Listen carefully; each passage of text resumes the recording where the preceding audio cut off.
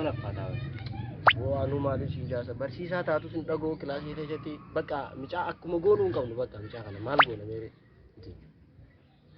Dhiisii mi'aanarratti mee arras nuunti jennaati.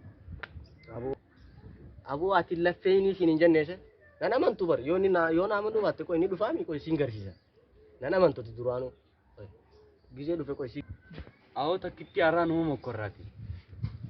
Awoo dhiisii mi'aanu maratti ati har'aa. Ni numa lallaati.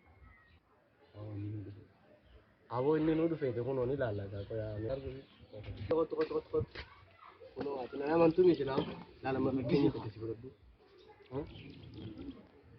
Samanu diddeeni. Kuno ati maqalbu manala waan kanala.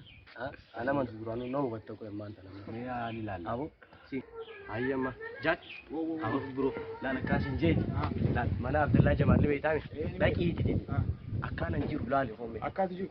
Bakka. dabiin turinaa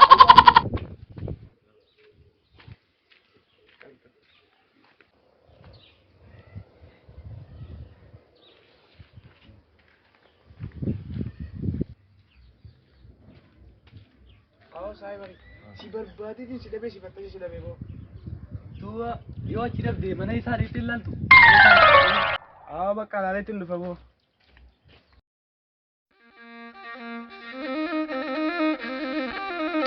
oh oh oh oh oh oh